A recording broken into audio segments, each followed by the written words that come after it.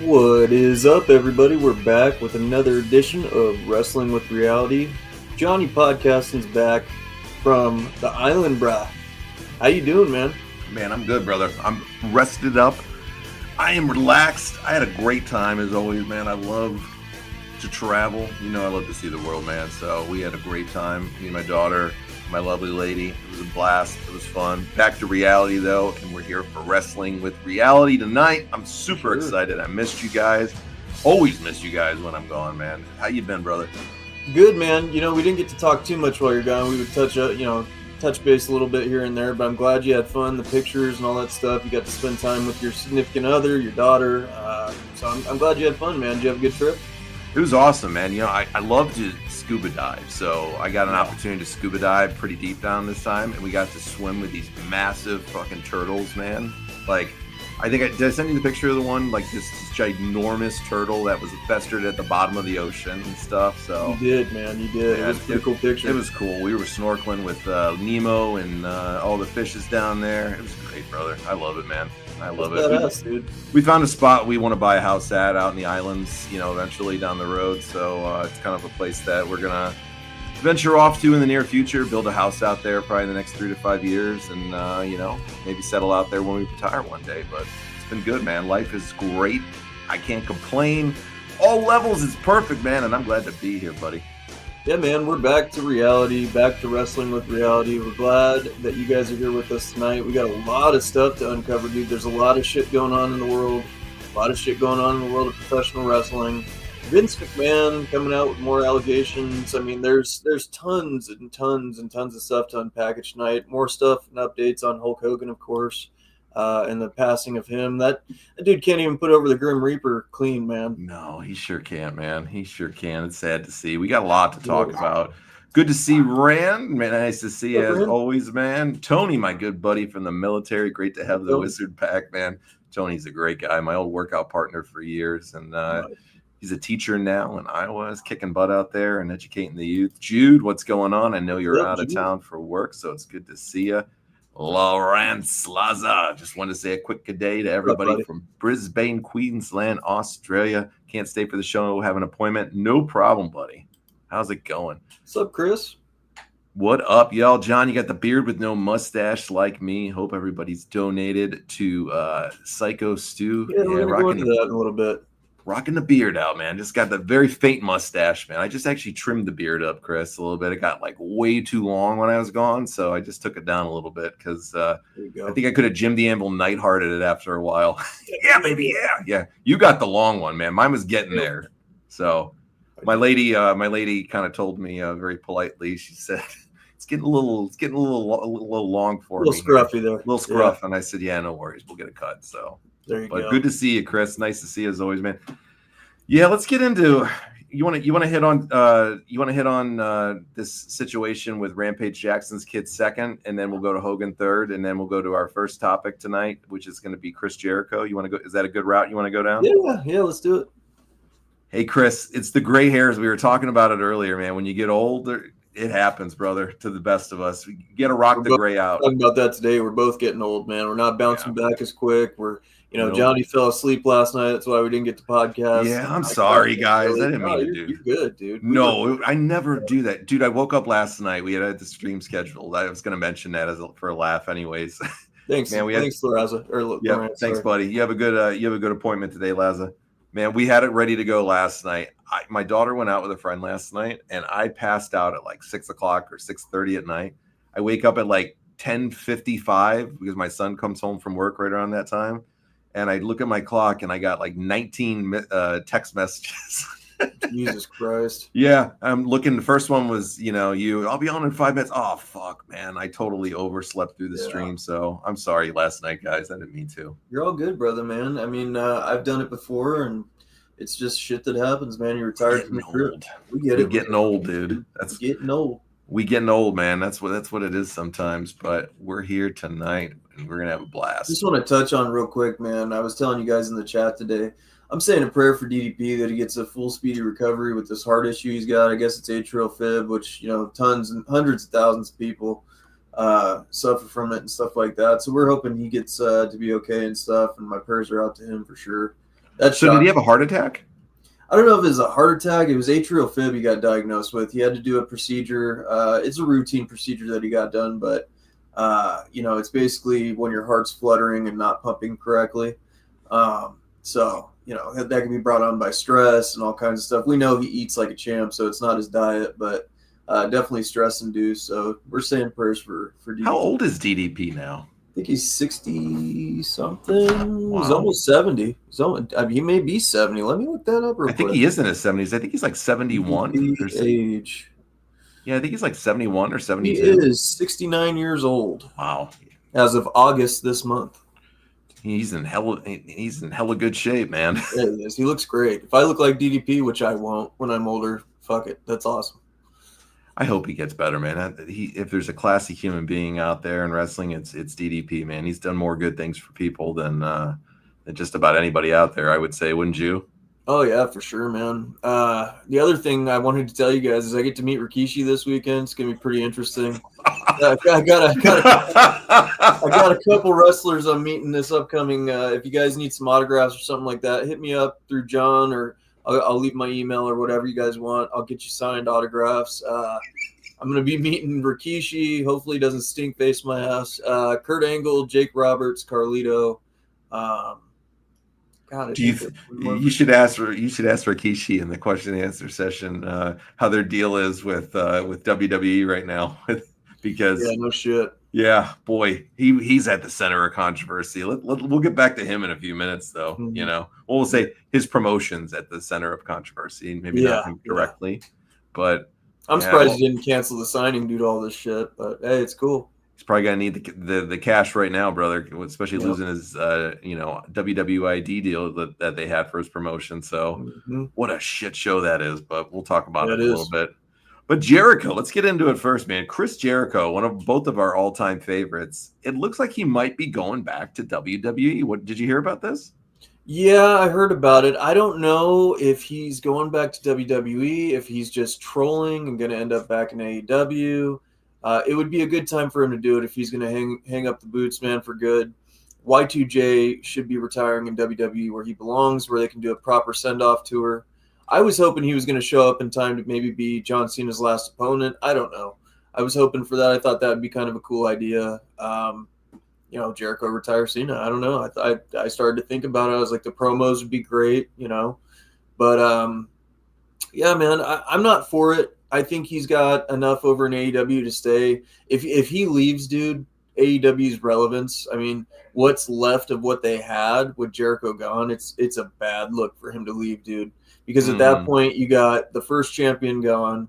You have the Vision gone, which is Cody Rhodes. What else is really left over in AEW?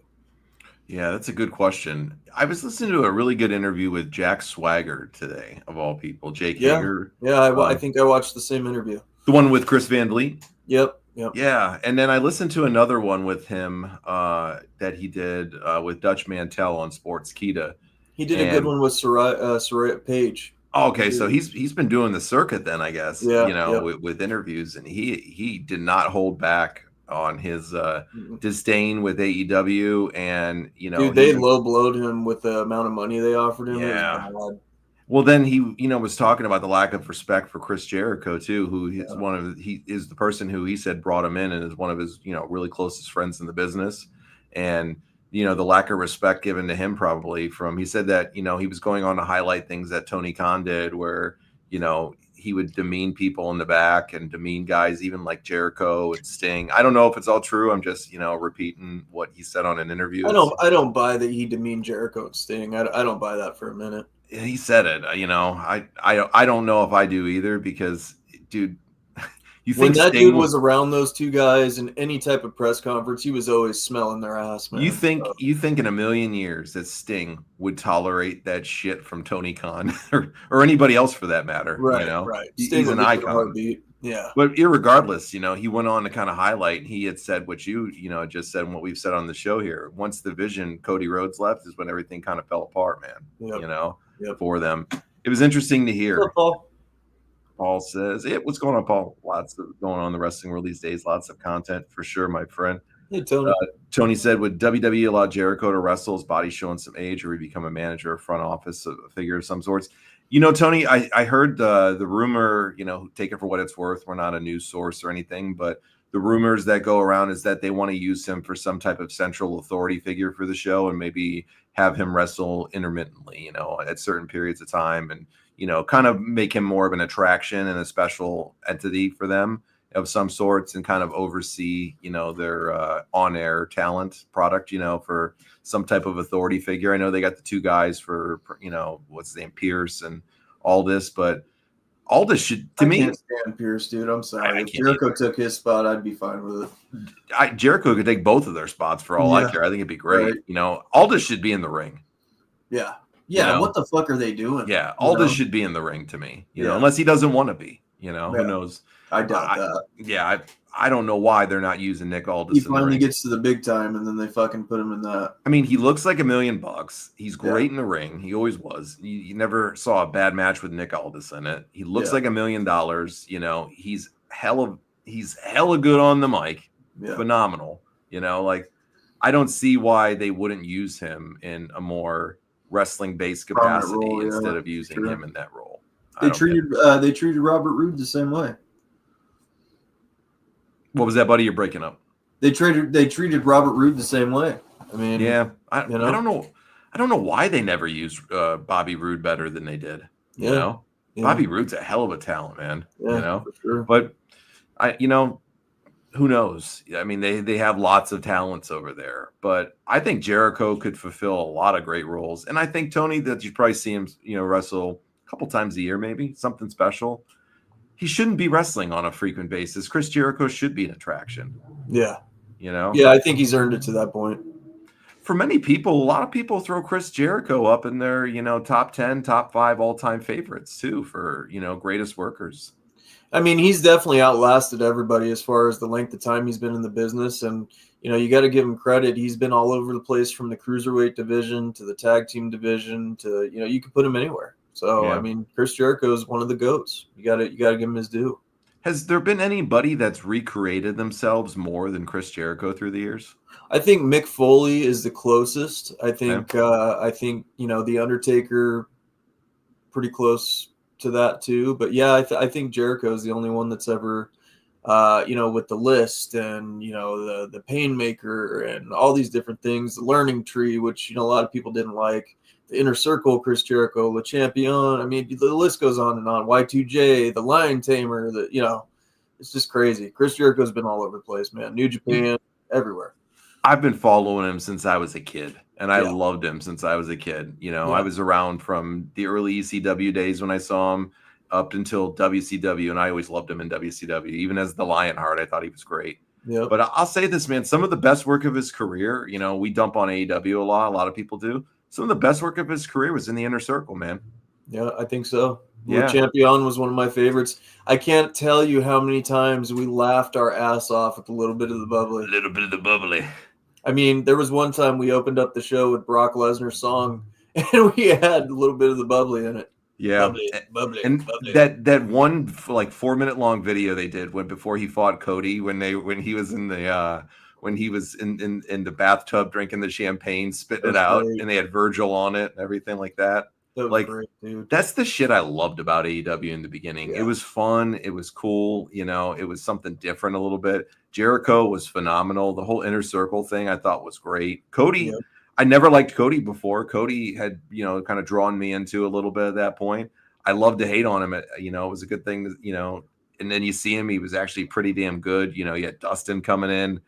Even the stuff with MJF and Jericho later on, when they brought that portion of it, they did some great stuff, and he did some great stuff in his, in his run in AEW. Yeah, unfortunately, I think his downfall was that Me Too movement situation he got involved with. Not a good look for Jericho when all that happening. Yeah, man, his AEW run was great. I think this next run with WWE is going to be even better. So. I think he goes back personally. That's just me. And I think he wants to go in the WWE Hall of Fame. Yeah. Yeah. I don't think Jericho being in the AEW Hall of Fame. Yeah, it's great. It's an honorable mention, whatever. But Jericho belongs in the WWE Hall of Fame. for sure. You don't think he burned any big bridges when he went to AEW and some of the things he said, do you? Well, I do. I think well, with the old regime, I think he did. You know, Yeah. I think he had some stuff with Triple H. I think there's a lot of jealousy there. I think there's a lot of backstage stuff we probably don't know about, tension between them guys. So we'll see how it works. I mean, if Triple H can work with Phil Brooks, CM Punk, Triple H can work with Chris Jericho. So I don't think he said anything too catastrophic. I mean, when you're working for a place and you're trying to promote them and you're trying to say, we can do this, we can do that, we can beat them, I think we're going to beat them in a year and a half. I know it never happened, the stuff that he said. But if you're not trying to sell the product or the company that you're working for, what are you doing? I think it's going to be a death blow to AEW. I think it's going to be one of the kisses of death. Losing Jericho is going to be, because let's be honest, dude, he was their first champion. So yeah. I think there's a lot of kisses. I think there's a lot of kisses of death for them over there. Yeah. And, I mean, it started, I think, with Cody Rhodes, Yeah. Then it went to the CM Punk stuff. And, they've kind of trickled along for the last couple of years. And Yep. I don't think they've done anything huge and mainstream other than cater to the same. I agree with Jude here, actually. I don't think he said enough on the level of what CM Punk did. Not even close. Not even close. Not even close. Not even sniffing it. So yeah. Punk has been the biggest critic of them through the years and the shit that he said. If he can come back, anybody can come back. Did you see that, just to get on Punk for a second, did you see on Real that episode with him in it? Sorry if this spoils it for you guys if you haven't seen it yet. It's been out for a while. That's why I'm talking about it. But CM Punk crying on that TV show on Real. I mean, come on. That looked a little ridiculous. Do you think it was played up for the camera? I do. I think it's a great moment for TV and everything like that. But Jesus Christ, you talk so much shit, and then you go on there and you bill like a baby, like Ric Flair. I mean, he's hugging it. He's hugging. Jesus Christ. Thanks, man. You were always a main event talent, man. Shut the fuck up. Dude, we had enough fun with them through the AEW debacle, man. Between me and you and me and Chris, it was like every week it was a new saga with CM Punk over there. Don't get me wrong, I like CM Punk, man. I do. Yeah. I just thought it was a cheesy ass moment. I'm like, come on, dude. You literally were talking so much shit about Triple H, and then you're sitting there having a kiss moment. Like, good point, Jeremy. And what's up, Jeremy? They let him do Stone Cold show on the WWE Network. Yeah, for sure. It's a good point. And that was when Vince McMahon was involved. So Tony did an interview today too, where somebody asked him that question, and I read the clip from it, and he went on to say that Jericho would always have a home with them if he wanted to stay, and that he respects his work and everything that he's done for AEW, and he had a very classy response to it. I'm sure he probably would want to keep him, and probably has made the attempts to keep him, but I think for Jericho, it's the end of his career, man. Lord knows he doesn't need the money. He doesn't need the money. I mean, he's got his band. He's having a blast with that. He's doing, the cruises and stuff like that. But you know what? I always thought that Jericho liked the freedom of being in AEW because he got to do what he wanted. And he was the big centerpiece over there. He was the big attraction. They finally gave him the respect of being the guy over in AEW. He never got that recognition in WWE. Let's be honest. When he got his world championship runs, they were transitional championships. It was never like Jericho was the fucking, the main guy. You were coming to see or showcased. New Japan Pro Wrestling, they showcased Jericho as a beautiful attraction. Then he gets over to AEW. He's the champion. He's the center of the whole fucking show. I mean, I thought he liked that. So, and, he complained a lot about them making him a comedic act in WWE. I'm sorry to tell you this, Jericho. When you go back, it's going to be the same treatment. He's best in that role for the most part. Yeah. I did like the Painmaker stuff that he did too. Right. And he really did reinvent himself when he went to Japan, I think, and he started doing that stuff. And then his beginning with his, in AEW, they really put the focus on him. But unfortunately, what happens to everybody is the fans always turn on somebody, right. And they got tired of seeing him there. They didn't want it anymore for him. They like the gimmicks. I thought the Learning Tree stuff just was the shits, personally. I'm sure he was grasping for straws though to try to find something to do. Yeah, for sure. Man, listen. For as many times like we said that he's reinvented himself, I think we can give Jericho a pass on a stinker or two. You think Mox ever goes back? Jude said, to WWE, or would WWE even want him back? I don't think if Mox does go back, it'll be when AEW goes under or tanks. You know, he's another one that they try to showcase really well. Mox is never going to get a prominent role in WWE, especially after leaving and doing all the shit he did. If he goes back, they'll maybe reunite the Shield, but he's never going to be a champion. He's never going to be, top of the card or anything He's like there that. for another 4 years, I think, too, Jude. Yeah. I think he just signed a new 5-year contract last year, so he's Mox ain't there. going back. Yeah. Yeah, He's not getting any. big buku bucks too. So Yeah, he ain't going back anytime soon. And let's be realistic, dude. He is a strange guy, man. yeah, he And is. Yeah. he is like that in real life Sure. too. Yeah. Trust me. I met him when he came into when I used to work for Enterprise Rent-A-Car back in the day, and he'd come in there. I've told that story before. He was a strange dude, man. Nice guy and all. Don't get me wrong, but he's out there, and he beats to his own drum. And Yeah. I don't think all that stuff, the money, the fame, I don't think it matters to him that much. I think he No. just likes to do what he likes to do, and he's his own spirit, man. Right. But do I think he'll show up there one day? I do. I think at the end of his career, Yeah. Tony, I'd love to. The Shield's definitely going in the Hall of They Fame. have to go, right? I mean, one of the greatest factions ever. They made him that way. Top 10. I mean, yeah, for sure. I think the Punk moment was real emotion. All he ever wanted was, since he was a kid, the main event WrestleMania in the moment when he felt it would never happen. Yeah, it could be. I mean, it's just interesting. It's so long in his career. You would think he would have that moment with someone else, not Triple H. That's all I'm saying. Yeah, fantastic mid guy card at best. Right. I agree, Jude. I think Mox is an upper mid card guy. Yeah. He's never going to be the attraction. Would I like to see a Shield reunion though one day? Absolutely. I think he had the momentum to be that guy. I think because you got to think, man, when he was coming into AEW, that moment when he came in, oh, that was awesome, bro. Dude, beautiful. That promo that he released himself and had produced by himself, where he was breaking out of a psych ward and he announced being Mox finally. That was the time for him to pull the trigger. Unfortunately, he was battling his demons with alcohol and stuff, so it kind of prohibited that. But you think he stands sober? I do. Good. I hope so. I don't think he's lying. I think that I think his wife has really kept him in check. So yeah, I think maybe having the kid did too. Yeah. Anybody that's ever had a child or has children, Changes that we all know that, man. They're a game changer and stuff, for our lives. And I hope it was for him. He's a great talent. Don't get me wrong. He really is. I've always been a big fan of him. Yeah. And I would be a big fan of him coming back at the end of his career with those guys. For sure. I think he deserves it. I don't think he's the type of guy that cares about the accolades or the money or the fame. He wants to make enough to do what he wants to do. And I think he's going to be the type of guy that's going to be doing these death matches and shit like Onita till he's in his 60s, Well, and the thing is WWE doesn't allow that shit. You know? It would be good to see him have one last go about it with the Shield down the road. It's amazing to think that those guys are kind of coming up and nearing the end of their careers eventually. Probably in the Roman Reigns is looking pretty. I mean, he's looking like Cena a little bit, man. He's slowing up a little bit. He's got Hollywood parts. He's going to be in the new Street Fighter movie. He's not going to be around much longer. Let's be honest. Count your time. I'm really glad that he got the Tribal Chief run that he deserved.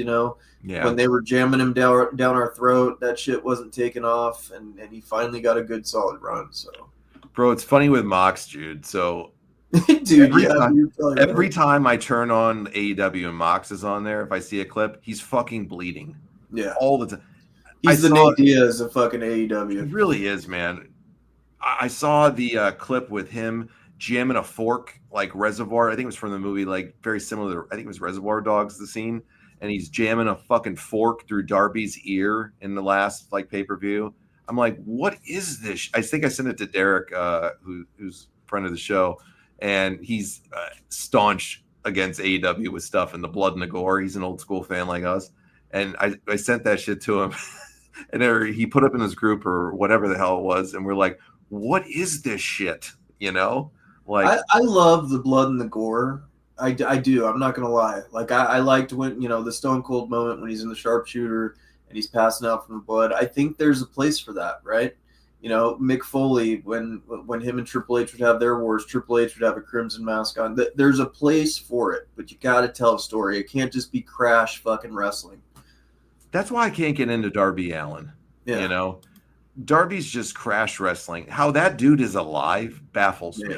He's done some stupid ass shit, putting thumbtacks on your face. I mean, come on, man. You know, I mean, that's what you like to do, I guess. Whatever. The fucking spots with John Moxley with the syringes and shit like that. Like, come on, disgusting. Dude. Just disgusting. It does nothing to attract new fans. No, none. It pushes them away. Yeah, it's such a niche market with hardcore wrestling. That's why ECW could never get over to the level that they wanted it to be, because it is niche. It's a niche market, and it's great to watch. It's fun to watch the car crash and shit sometimes, but there's a place for it on there. It is, but not all the time. Mix it in. You got to mix it in, and be at least cognizant and aware that nobody wants to see shit like stabbing forks through somebody's ear, you know. Or taking syringes and jamming them in them. That's disgusting. It's WWE's tried some silly shit like that too, like with Jeff Hardy and his gauged ears and stuff like that. Like I didn't like those spots. I'm like, dude, that's fucking disgusting. You know, like we were talking about that earlier. I think right before you popped on, Jeremy, with that interview with Jake Hager. And if anybody wants to go see it, check it out on Insight with Chris Van Vliet, and he's done a bunch of other ones lately. So there's some interesting discussion on that if you guys want to see it, and take it for what it's worth. Who knows what's true and what's not? Like we said, there was some interesting claims in there, but if you guys want to hear his side, go check that out. He's running a trucking company now. Can you believe it? I saw that. Good for him, man. That's pretty cool. He was so drunk on that interview with Van Vliet. Was it just me, or was he just bombed out of his fucking mind? Yeah, he is. It's a painful time for him, I think. He just got divorced, I guess, too. Yeah, he's one of those guys, in my opinion, that had it all. He had it all with the We the People gimmick. I think that was his gimmick, dude. I think that would have made him up there, and it would have been a solid run had he not gotten in trouble. So if he wasn't drunk in that interview, then my name isn't John Wineland, all right? He was. And then in the other one I watched with Dutch too, he was laying in bed. He looked shit-faced, man. Yeah. I'm saying this guy's got some problems. He's got some problems, man. He's got some severe alcohol problems, I can see, And I was surprised more people didn't mention it in the comments. I only saw a few of them. I'm like, how could you not tell? Yeah, Tony said he was gone for sure. He was just bombed, man. And I'm like, it's just not a good look. Too. And if you want people to believe what you're saying, don't be bombed on an interview. Don't be bombed on air, or if you are, do it every once in a while. Don't do it every fucking interview. This is the ultimate bombed on air clip I always save. I'll play it right here really quick. And I just love this one. It's from Hannibal TV. I don't know how to answer that question. That's like, who's your biggest match? What the hell? I've been doing this for fucking 40 years, and you're asking me who the fuck's my biggest All match? right, you're a fucking worthless drunk. Go to hell, you worthless loser. Thank you. Damn. I've never seen that before. Never seen that shit? No, there's that one, and then there was a really bad one with Marty Jannetty one time too that I saw. But the best one, that's the goon for those who don't know, Bill Irwin. When he says the best part at the end is when he says, "You're a worthless drunk, you loser." Thank you. That's the ultimate being bombed clip, in my opinion, on the air. But Jake Hager, man, might want to slow it down on the booze, bro. When he's on the air, because it's not a good sign. No, Tony says Range just did a podcast with Stephanie McMahon. He's happy being a dad and a family man. He'll be done wrestling soon. Besides 1 or 2 matches a year, I see that. He's gonna be an attraction, like the Undertaker was. 1-2 matches a year. I agree with. Rightfully so too, right? He could do that forever. He could do the movie. And he's fucking battling leukemia. Like, dude, the guy's got health issues. I mean, just let him be. He's done his part. We've had him jam down our throats to nauseum.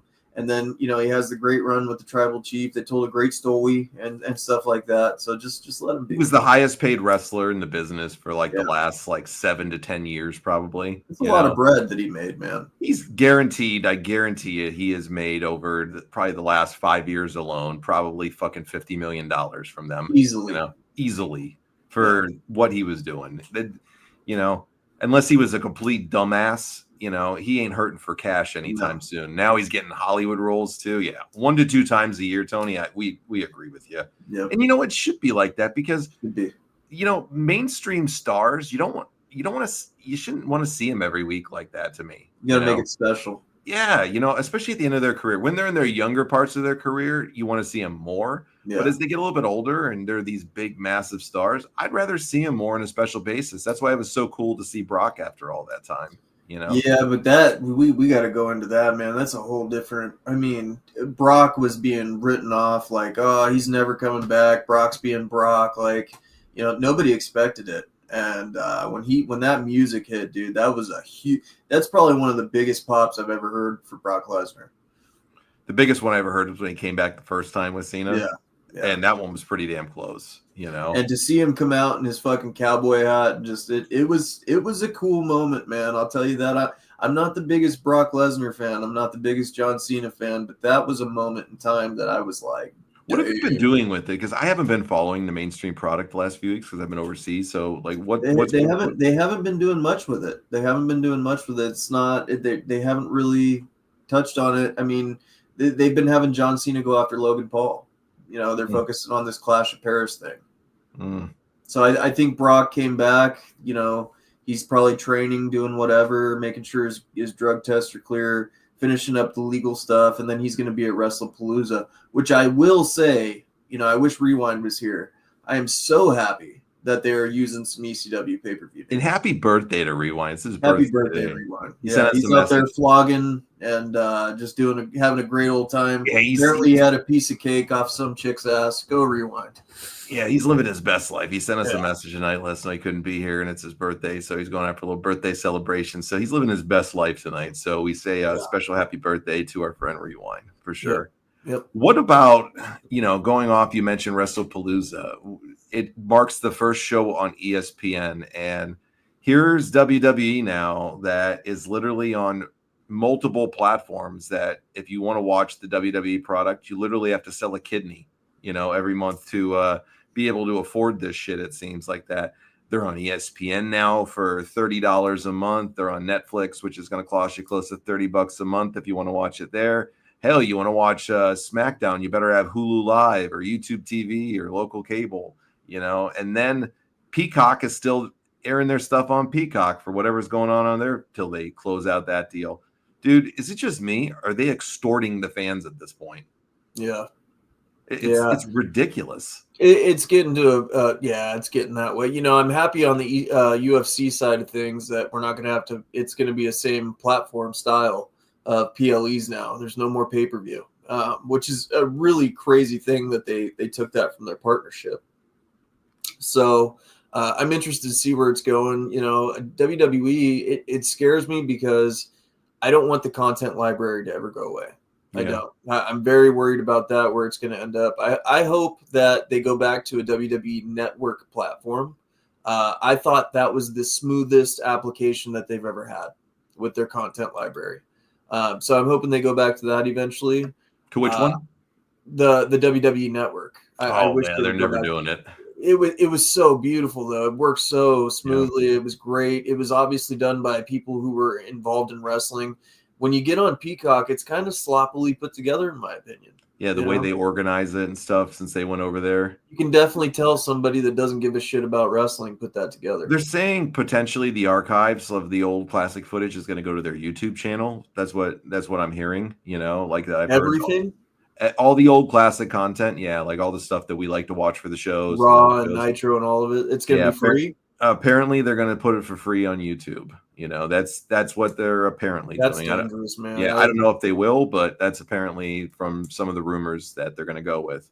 Yeah. Or there's another rumor that they might still keep it on Peacock for that and let Peacock be the one that if people want to go pay for the alternative content, that they might be able to keep it on Peacock for longer on over there. So Netflix apparently is not going to bring it over, but they've said that they would if there wasn't an option for it to go somewhere. I guess it's due to the bandwidth and everything like that for the amount of content that they have, that it would be severely it would take a long time and it would severely make them have to make some drastic changes to certain parts of their platform if they're going to do it. So I don't know what's true or not on that, but those have been kind of the things they said.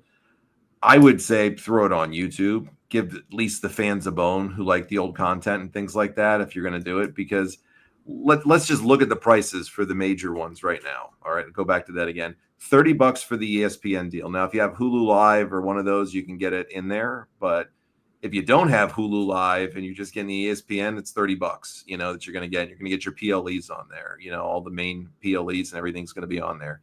So there's $30 right there. Netflix is what, $29 a month or something now. So we'll just say $30 for Netflix if you want to watch Raw. So you're Let's be honest though, most people have Netflix. I mean, that's absolutely, but we're just adding it up here to the platforms, whatever it costs. So there's $60 right there. If you're going to go to keep it for the old content, say they keep it on Peacock, there's $15, I think, right there. So you're looking at $75. And then if you want to watch SmackDown and NXT, you got to have a live package. So you got to have like Hulu Live, which is $85 a month. Yeah. So it's a lot of money right there. It's close to $200 a month if you want to watch all the WWE programming. A lot of bread to watch wrestling, right?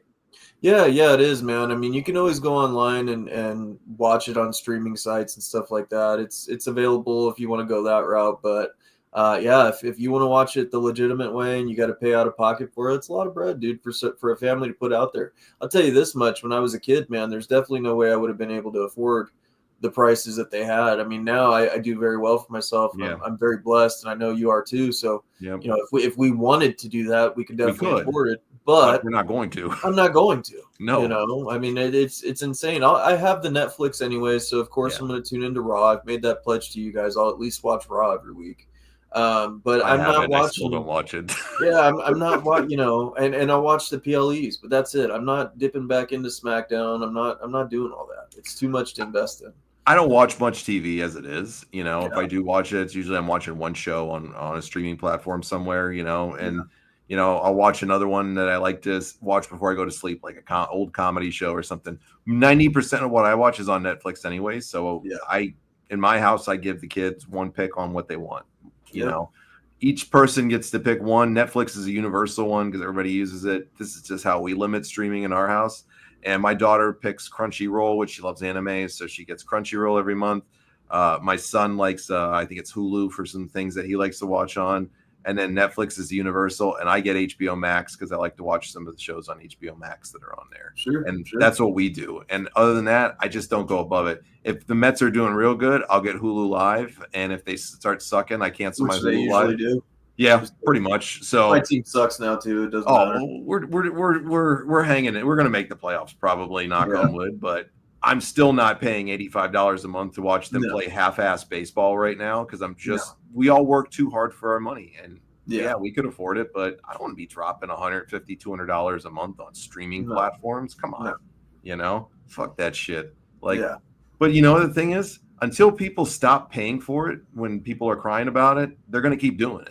They're gonna keep doing it, and people are gonna keep paying for it, and rightfully so, man. WWE is one of the biggest conglomerates on planet fucking Earth, and we're a capitalist society. That's the way. And there's nothing wrong with that, nothing at all, man. It's the way it's got to be. Let's see. Let me get to a couple of the comments here. Jude says, "I read the other day the ringside tickets for Mania, like 40,000 a ticket. Yeah. I thought I heard 70,000 for center. 70 was center where the camera is, front row for one ticket. One ticket." Fuck that, man. That is hand over fist money. Jesus. Who can afford that? Celebrities. I guess.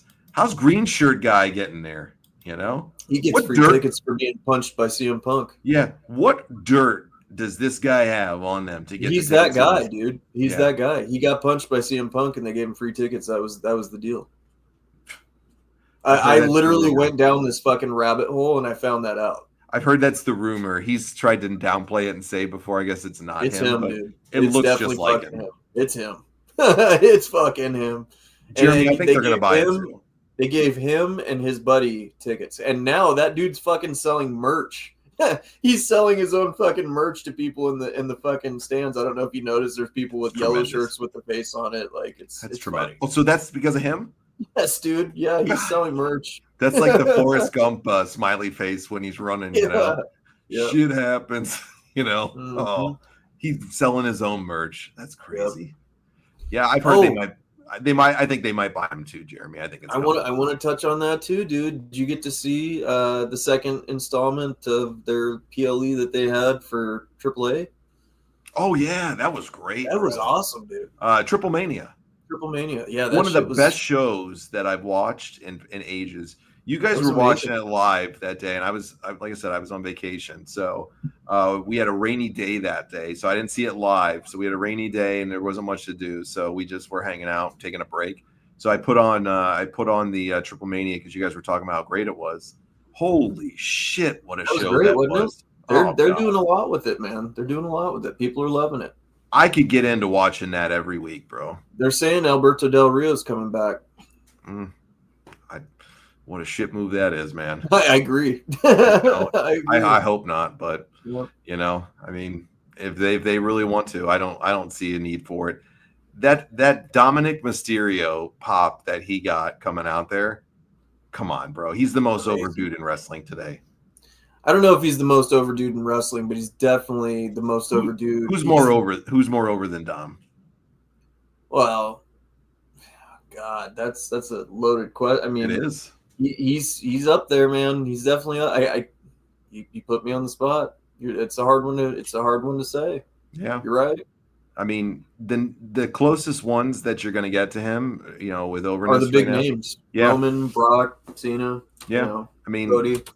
Those are the only ones that. But Dom's getting universally everywhere he goes. He's getting those pops, those crazy pops, and the fans want him to win, which I think is awesome. They literally booed the biggest star in their promotion, El Vikingo. Part of it was, I guess, due to the Alberto Del Rio stuff, and the other part was due to Dom. I think the majority of it was due to Dom. They wanted him to win so much, and he's been the biggest baby face in Mexico for years. Yeah. And that's how over Dom Mysterio is. And I think they're going to put the belt on him because his dad never had it, and I think they're going to put the belt on him at the next show. But he is over, that kid, man. Yeah, he is, and he deserves it, man. He's put a lot of work in. What did you think of Natty's match? Oh my god! It just that every time I see her now, I laugh because I think of you, and I'm like, good God, he's probably cringing. You know, Sean.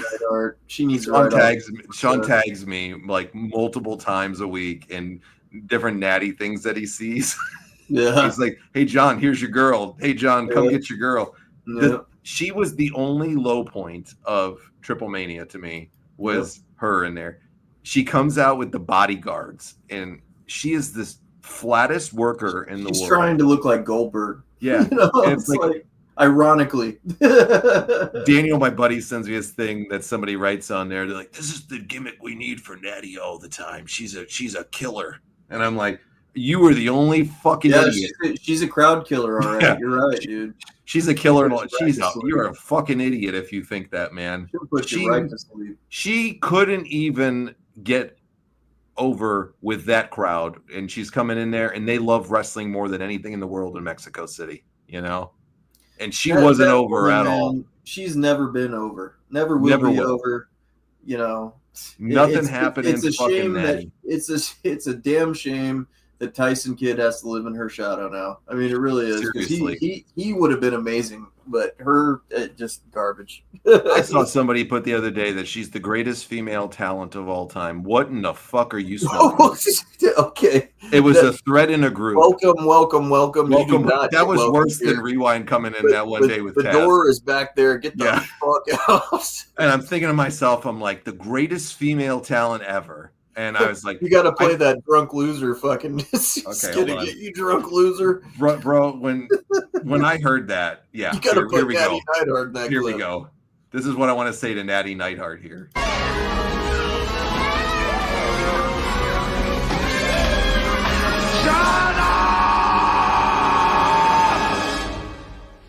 Shut up! Shut up! Shut up!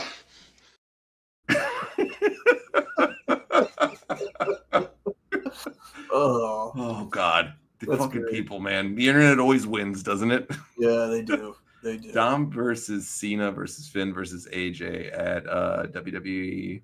What's our Royal Rumble for the IC belt? I want to see Dom get the IC belt off of him here soon. So yeah. Really? IC belt's a transitional thing. Who are they comparing her to? Eva Marie? Yeah. Michelle McCool. Oh fuck, she's terrible. Yeah. We're gonna talk in a few minutes about my least favorite male worker of all time, and we'll get into that in a second because it's going to fall into this next story. So before we go to our break, let's do this story because our main event tonight is Hulk Hogan and the stuff that's been going on with the controversy. Yeah. But before we go to break, before the end of the show, we got to talk about this Raja Jackson indie show garbage that happened this weekend. So, wow. What a shit show with that is, huh? You got it. Like, it sucks so bad that this is like the hot topic in wrestling right now. It's an indie wrestler named Psycho Stu, which, you know, my prayers are out to him. I'm sorry this happened to you. But I don't share the same opinion as everybody else. You know, they both were in the wrong. The guy takes a gimmick beer and smacks it over a dude's head that he doesn't even know. Doesn't know if he's a ring talent. Doesn't know. I mean, it was a stupid decision, you know. And do I think that he should have been body slammed and almost killed? No, I don't. Not for that reason. But they both were in the wrong, and they both acted immaturely. They both acted non-professional. And man, I mean, this shit happens when you do stupid things, get stupid prizes. We've always said it, right? Mm-hmm. That was a stupid ass thing to do to a guy like that. You know, and it was a stupid ass move for Raja to get in there. And, you know, his career was just about to get going. He got a great kick deal. Rampage Jackson has a great kick deal, streaming What deal. is Kick? Kick is like Twitch, basically. It's a stream. Okay. It's a streaming service that Aiden Ross runs. He pays a bunch of celebrities to stream on his site. They get big contract deals, you know, where they take a camera, they clip it on their hat, and basically they stream their life, right? And they get paid for it. You know, Raj is getting into the prize fighting area, and they thought they were going to showcase him. And, you know, he went to Rikishi's event, gets gimmicked in the head with a beer can, and this guy in the back was egging Raj on, saying, "Get your receipt. That's not something that's supposed to happen." Even after they had made up about 6 different times, shaking hands and apologizing. Yeah, I was gonna say that right before that part. There's a clip that comes out from the stream where the Psycho Stu guy apologizes to him. He didn't realize that he wasn't, you know, educated to what he was going to do or the business stuff, and he saw how it pissed him off. So he, you know, apologized to him, and he apologizes to him 3 times. And in the clip, 3 times he apologizes to him. They shake hands. I think they maybe even give each other like a little pat hug or on the shoulder or whatever, or something like that. But they make up. And then, like you said, this dipshit in the cowboy hat, I think his name is AJ Mano or something. You know, I think that's his name.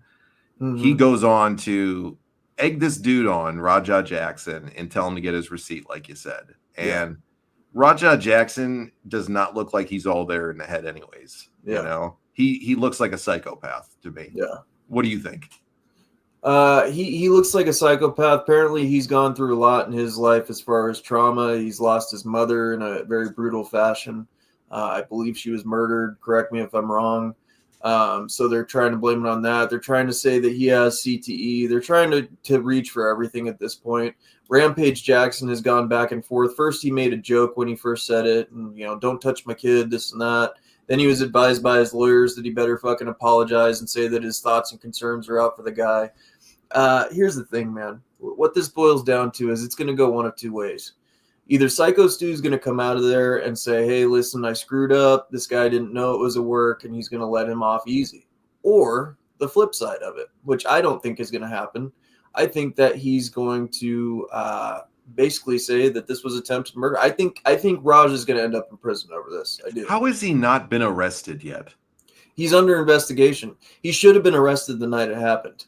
There's no way he shouldn't be arrested by now, Richie. But the loophole is it's a performance, and he got in there and he can say, "Hey, this is my first time doing this. I didn't know. I thought this was what I was supposed to do." The video footage of him telling everybody what he's going to do beforehand just throws that out, because he's on his kick stream and he's going to him. He's like, he's not right in the head, because come on, and he's going, "I'm going to jump in the ring and I'm going to." He's your typical dumb jock that literally does not have a fucking brain. Yeah, I mean, and this guy is an idiot. He's saying it right on the camera. He's like, "I'm jumping in the fucking ring and I'm going to knock this motherfucker out." He almost killed him. Yeah, he cracked his ribs, almost punctured his lung. I think it might have even been one of his words that he said. He's like, "I'm going to fucking kill him." You know, this motherfucker when I get in there. He's like, "You watch." And he me. very well could have. Yeah. And you know what? I mean, his kick deal's gone. I mean, this dude. Did they cancel it already? They canceled it. His prize fighting career is already out the window. Nobody wants to deal with him. I mean, he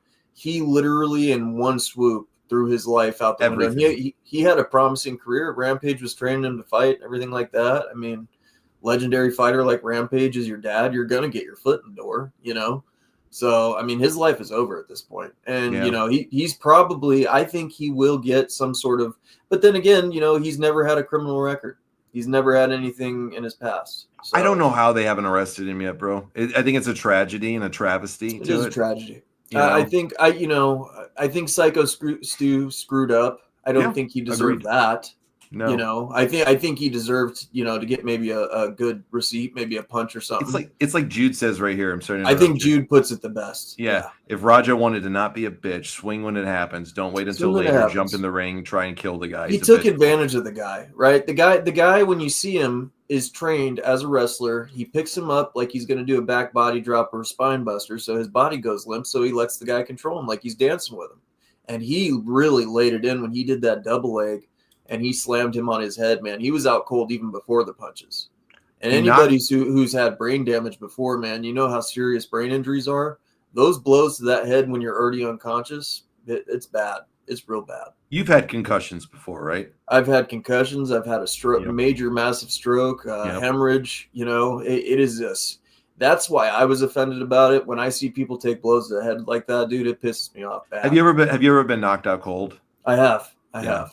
Yeah, I got knocked out cold in hockey once, and literally, like I'll tell you, it took me. The lights go out. I mean, 100%. I got cross-checked underneath the chin at full speed when I went to go for a check. The guy knee jerked up, hit me right under my chin. I've had more concussions than this. This was the worst one I ever got. Hits me right up under my head, goes right back, and I hit the ice, bro. Fucking out, man. And I somehow or another, I woke up probably after about 5 or 10 seconds. And I remember, like you said, the stars come out, man. Yep. And I remember I tried to stand up and I fucking fell right over. Yeah, the worst concussion I got was in football. Yeah.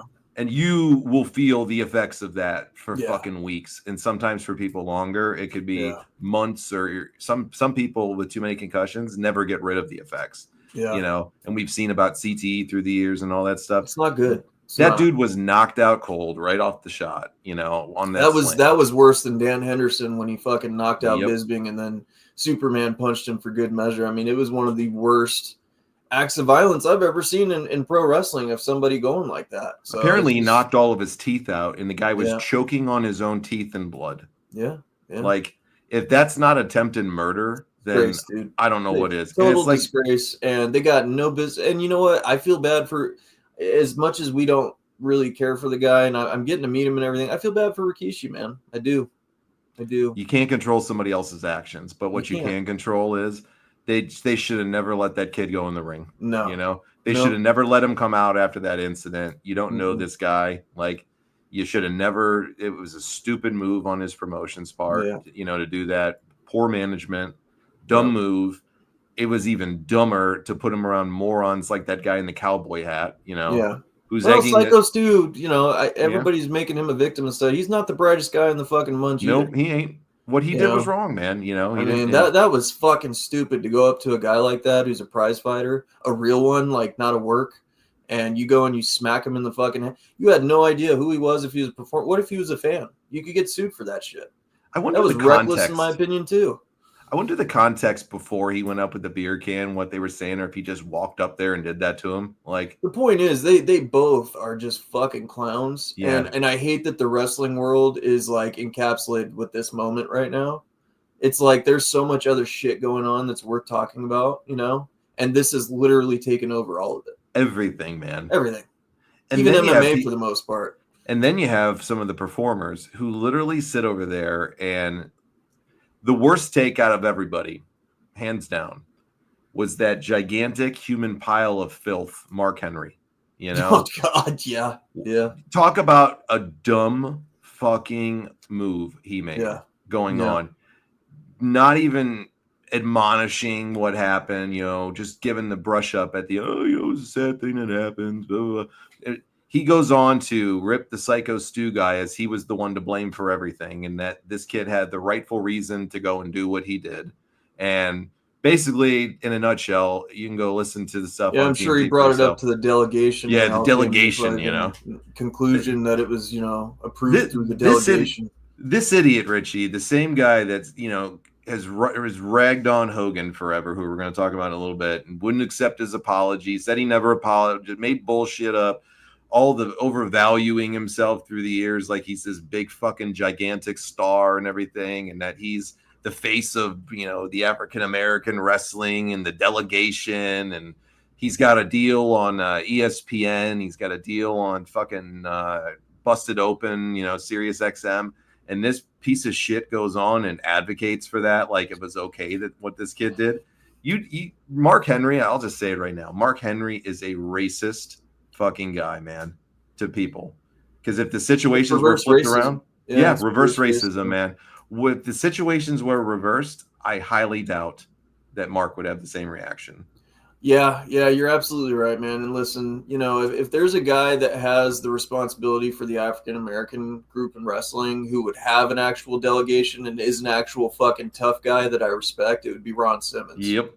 You know, so that's first and foremost. If Ron Simmons, you know, has said he had a delegation, all that shit, I would believe it, you know, like that. But Mark Henry is just a pissant. Anything that he can reach at to grab onto to get some sort of clout.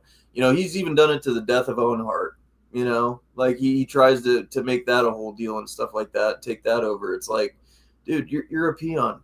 Vince McMahon was trying so hard to get out of your contract because he was overpaying your fucking ass. Yeah. You know, he made you have a birth of a hand on fucking TV, made you look like a fucking dumbass. Like he turned you into sexual chocolate.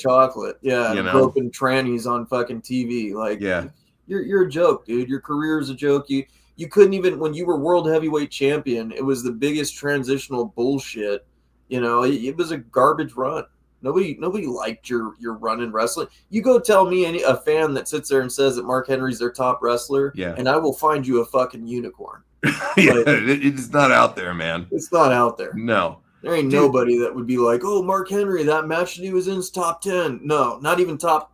Like, how can you rag on a guy that made a mistake? And we're not advocating for what Hogan said. It was terrible, you know, with the N-word. But we've talked about that till it's blue in the face on here and how we've all made mistakes too. Yeah. How can you say you can't forgive him and shit on him forever, but you're going to sit over there and basically say to a guy, and like we said, Psycho Stu made a stupid move by what he did, but he didn't deserve to get pummeled to death like that, you know, and you're going to act like it's okay, Mark, you know, like it's not a big deal. And, you know, it's reverse racism with him all the time, man, you know, and this ain't the first time we've ever heard it or said it here on the show. You guys can find for yourself a million fucking examples of this guy doing it, and how he's still it either way. If it was a white dude that was being, I don't want it. I'd say the same fucking thing. There is no tolerance in this world for racism or homophobic I don't views give a shit what color you are. Anything, religious, you know. And we don't want you in your group if you are a fucking racist. You know, hit the bricks, man. Unfollow, get the pack your shit. This ain't the world we live in here out here, and it ain't the world that most people live in too, and rightfully so. But, man, there's racism on all accounts. And you can't sit over there and tell me that Mark Henry isn't a racist guy and doesn't have racist views. Yeah. And people can – it's a bad look for Busted Open to fucking have him on their and shit. You know what the sad thing is? They're not going to do anything about it, I guarantee you. Yeah. You know? Tommy Dreamer got suspended for a couple months or for a few months from the show because of the Ric Flair documentary. Bring that up. I was bring that up. Because he laughed about the helicopter thing or something like that he said he wasn't sensitive enough. He made a joke and said it's just Ric Flair being Ric Flair. Yeah. And he lost his spot on the show for like 2-3 months, you know, something like that. But you're not going to get rid of this fucking guy that's sitting over there saying, because of the George Floyd shit that's installed in reality now that black people can't do any wrong. It's unfortunate, but it's true. I mean, we have allowed this to get out of control to the point where people like this get the fuck away with murder with the shit that they say. Anybody that says stuff like that, no matter who you are, deserves repercussions for their actions. I'm not saying they should be blackballed forever. That's not right to do to somebody. Just like Hulk Hogan. Yeah. Hulk Hogan went out on a limb. You know, it's funny, Mark Henry will call Hulk Hogan racist, but here's the deal. When Booker T did an interview and said the same word, he fought for his job. Yeah, and he didn't lose his job or anything like that. Hulk Hogan made sure Booker T stayed. Said he made a mistake. Don't fire him. You know, and they kept him. Yep. And Booker T went on to do great things. and you know, Hulk deserves some of the repercussions for what happened and how it came out. And he took him. He took him on the chin. He took it for 3 years. He didn't run from it. You know, and at all. This guy's not going to get in trouble for saying it's okay to almost murder somebody. Yeah. You know, like what logic in this world? Like how immature to act like it's okay for that, because like, let's be realistic. If somebody throws a punch at me or you, we're gonna fight back, right? You know, It's we're gonna just do in our our thing. nature, man. You go into a mode. If you're gonna hurt my family or you're gonna hurt Yep. me, I get backed into a corner. It's like I teach my kid, man. It's all self-defense. Yeah, You know, we're if you gonna push me defend in the corner, ourselves. I'm gonna defend myself. Somebody does wrong. Somebody pours water on you, Richie, or does Yeah. that shit like this kid did to you, and comes up to you and does that. You're either knowing how most of all of us are designed. We're either gonna do it right away, and we're gonna It's fight or react flight. towards Yeah. fight or flight in that moment, or we're just gonna be baffled by it. Guys like us, we're not going to go later on down the road and be premeditating like this kid. This is why it's attempted murder, I think, because he premeditated this, what he was going to do. Yeah. And we're not going to be saying, all right, I'm going to wait for that motherfucker, and then I'm going to get him when he turns the corner, and I'm going to bash him in the head. It's a cowardly chicken shit thing that he Yeah. did. He didn't let the guy have an equal chance or tell him put his fists up or anything and handle it like a man. It was a cowardly fucking move. You got in a ring where you knew it was a performance, and then you went real, you went shoot, and you took advantage of a guy. That's what you did. You know, you didn't get your receipt that you wanted. You look like a coward chicken shit. I did see a quick thing about this with RVD. That's another one I think that he was in much less, I think, support for it from the quick clip that I saw, but I'd have to go back and watch it all to really give a comment on this. But I believe RVD kind of said the same thing that Mark did to a lesser extent. And I say it for him too, that's just fucking stupid. And I like RVD, you know, that's just fucking stupid. I can't comment on what RVD said. I don't know what he said. I didn't get to see that one. I did see what Mark Henry said though. So yeah, who throws on me? We're about to find out how good your insurance is and how good your jaw is. Yeah, I mean, because that's what most people will do, man. We're not going to sit over there and say, all right, man, I'm going to wait till he comes out, and then I'm going to just pummel him to death, man. Yeah. And we're not going to get online, too, and say it, you know, and tell everybody what we're going to do. There's nothing you can justify for those actions in today's day and age. And as adults, you know, when we're kids, we can get away with making more dumb choices and doing stupid shit like that. But when you're an adult, like, how many times have you wanted in your life as an adult to knock the fucking block off of somebody, right? I go through that every day of my life. Amen, right? We all every day of my life. Most all of us do. And what's the one thing that we don't do? We don't go act on it. We don't do it. Yeah. Because why? We're adults. You know? And if you're going to call yourself a mixed martial artist or a prize fighter or a professional fighter or whatever, you need to take that shit seriously, that it should be only in a self-defense situation. You are a trained killer at that point, you know, and what he did was very embarrassing. He should be embarrassed of himself. You know, it's disgusting. It's a disgrace, and it's against everything that sport is. You know who should really be embarrassed too is his father. Like you mentioned earlier.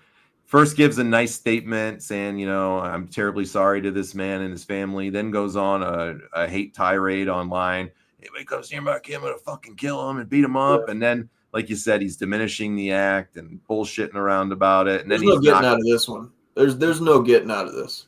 They're getting not Quentin, but this kid is getting sued. It's a guarantee. His dad's gonna have to pony up some money, man. Big time. You're gonna have to go fight Jake Paul, Rampage. You're gonna have to get a paycheck or something because this is gonna be multi-million-dollar lawsuit for this guy. You're multi, screwed.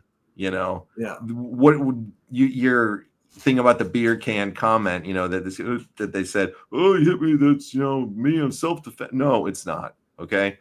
Your self-defense thing is not true. It's going out the window. You can play it up all you want. Everybody saw it on camera. If this dude doesn't face jail time and massive civil suits, I would be blown away.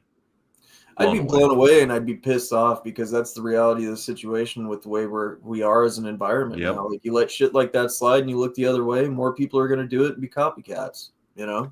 And you know what, too? It shows a real bad example for this world, too, because we're in turbulent times enough as it is right now.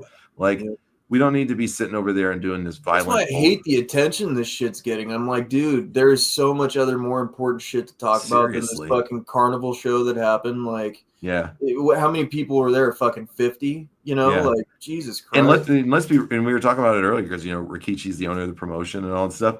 They were apparently telling the people not to cooperate with the police department. Who? The Rikishi's Knox Pro. Was telling the people involved at the show that were there to not. Rikishi's a little bit of race baiter too, man. You know, you think? Hate to say it. You think? 110%, bro. He does it all. He's done it a lot, bro. Like he's done it openly. That's why I was a little surprised his kid got the push he did, because Rikishi's been a pro at doing that stuff for a long time. Might have been a little karma that got his ass back on this one. I don't know. You know, I don't think you're going to be seeing too much from Knox Pro Wrestling. Apparently, he's lost most of his students now, too. In addition to losing the WWE ID deal that they had, he's lost a bunch of his students, apparently, too. So a lot of repercussions came out of this because of this Jackson kid's actions. And, you know, it's not the last we're going to hear about it, I'm sure. No, and I don't think this will be the last stupid-ass action from the Jackson family. I don't.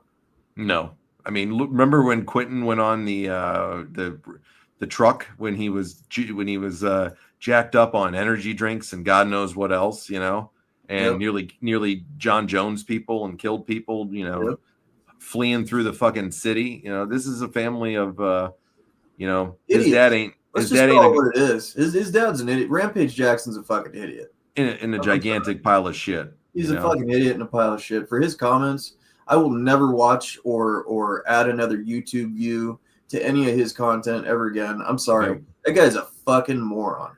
I just started watching some of it too, and I feel the same way you do. Like, I don't want to give a view. I don't want to give another moment of my time. Nope. I don't want to give another. This will be the last time we ever mention a member from his family on our show. Like, I don't ever want. Yeah. That he is a pile of shit. I hope justice is served. We'll leave it at that. We hope justice is served here. So that's where we'll leave that part at. Well, we're going to go on to the main event here. We're going to talk about Hogan in a minute. But before we do that, let's take a quick break. We'll say about 5 to 10, do a little bathroom break action for everybody. And when you come back, we're going to be talking about Hulk Hogan and the death controversy that's been going on. Yeah, rip him, brother. And then we'll talk about the show we're going to do next week. You know, we got a fun one for next week too. So we'll talk about the Hulk Hogan death controversy when we come back, but we'll see you guys in about 10 on the other side. So don't go anywhere. Okay.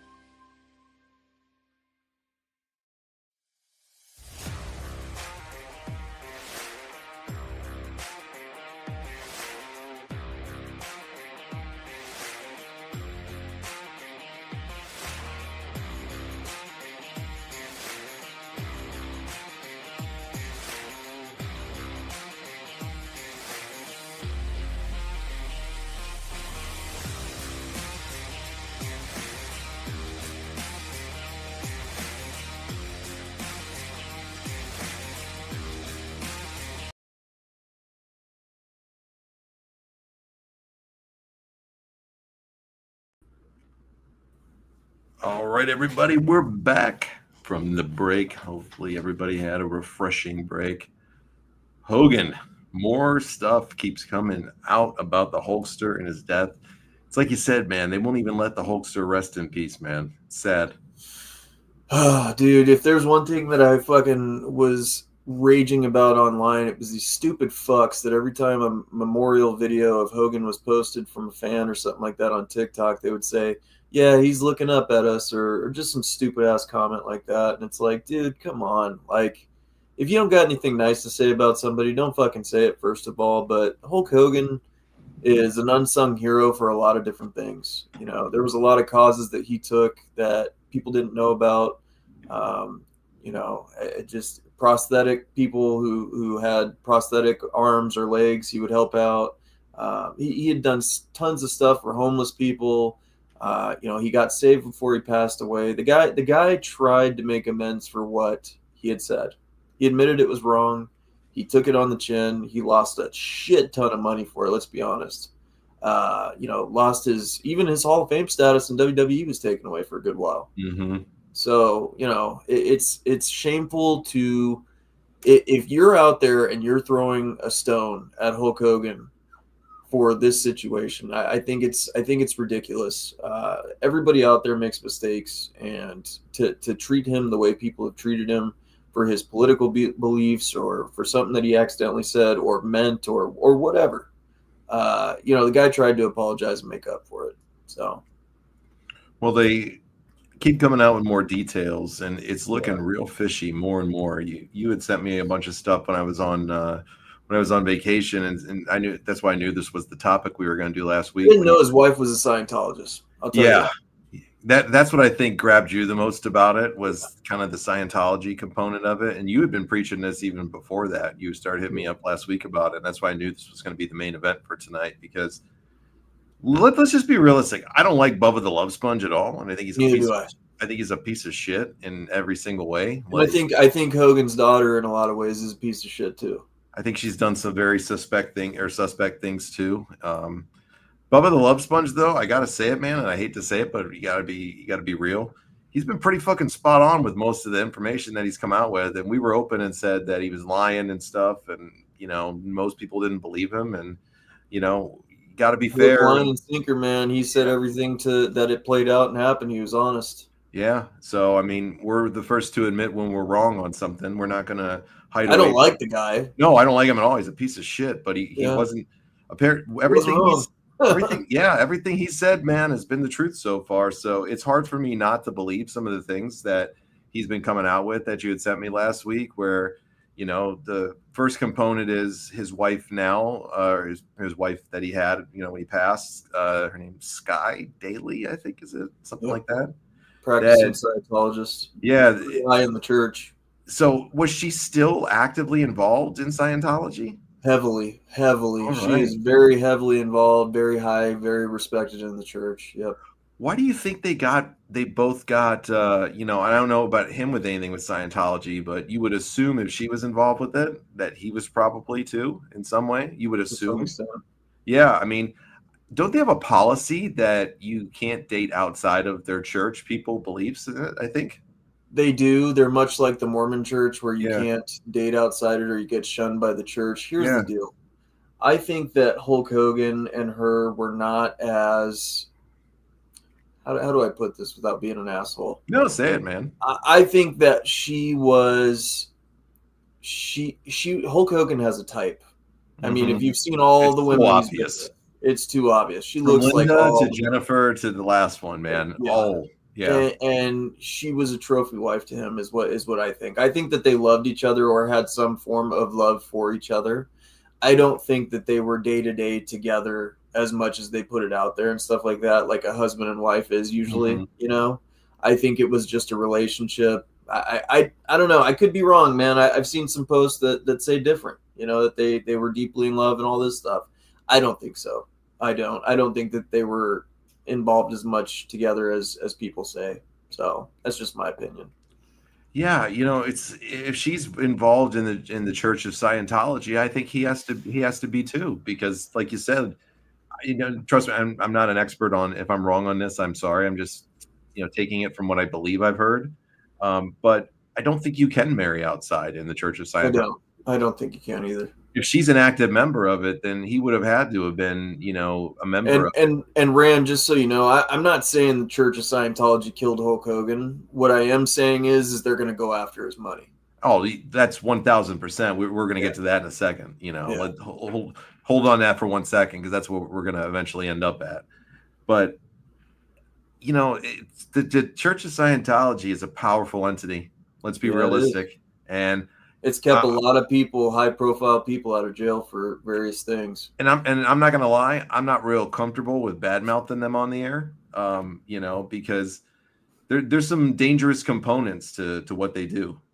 From they have that much type of power. So I'm gonna steer clear and not lash out about my beliefs on what they do on that. I will give opinions, but they're a powerful entity, folks, and people don't realize how much they control in society, how many prominent members of it that there are, not only in the business world but the government world. And it's in many people's minds. I'm not saying this is my words, but this is many people's words, and I can understand, where they might think this. But they think it's a cult. A lot of people think it's a cult. Yeah, I mean, it's pretty much essentially.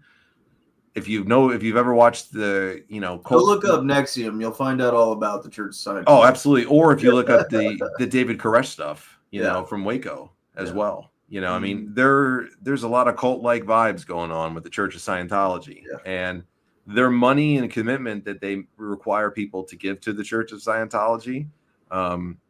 It's a pyramid scheme. It's a membership deal.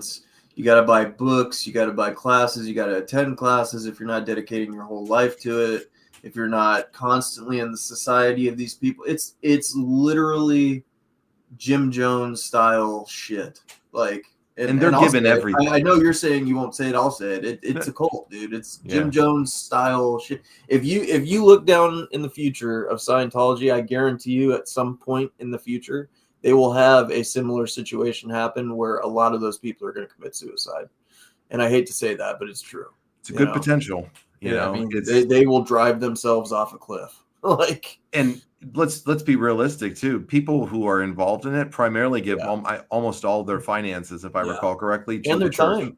And their time. Not just their finances, but their time too. It's a very large commitment to be involved in the Church of Scientology from the things that I've heard about them. So the amount of money that he must have had at the end of his life, I don't know. Who knows what it really was? But let's be realistic. They were parading this guy around and working him like a fucking dog till the end. I saw a picture of Hulk Hogan probably the last 3 weeks that we saw him out in the public, and he looked so drained in his face. Oh, terrible. Oh my God. It looked like a walking corpse. I mean, it was, He was so skinny in it too. So skinny, his face sunk in and shit. Just looked like the Reaper had just taken the soul out of his chest. Yeah, 100%. And they were parading this guy around just endlessly everywhere. Like, I tried to go meet him at that signing a few months back in the springtime, like I mentioned on the tribute show. Well, now you know why it got rescheduled. Yeah, I mean, dude, that day, no lie. This is why I wasn't mad about it. Okay, A, it was a free signing, so you can't be mad about a free signing, anyways. B, I couldn't be mad about this because he had 4 signings in one day, and they weren't right next to each other. So geographically, where I live in upstate New York. For people that don't know, I live about 10 minutes from the Pennsylvania border, and I live about 2.5 hours or so from New York City. So if you want to go out to some of these commuter towns where people travel in and out of the city, they're pretty big areas where people that work in the city live outside of them. So he was going to be in this vicinity. It's about an hour or 2 drive in between each of these stops, mind you, too, because they're pretty far distanced apart, but they're all geographically near New York City.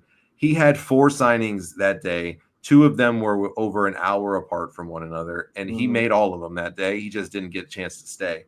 I can't imagine with the health issues that he had, and he was doing this tour for months that they were doing this with him, where he's doing 3-4 cities a day, 6-7 days a week, going out and promoting this brand of beer that he Not to mention his wrestling thing that was coming up, not to mention the stuff with the president that he was doing. I mean, his business go down the list. Yeah, he was opening up the bar. He just was opening up another Hogan's Beach shop.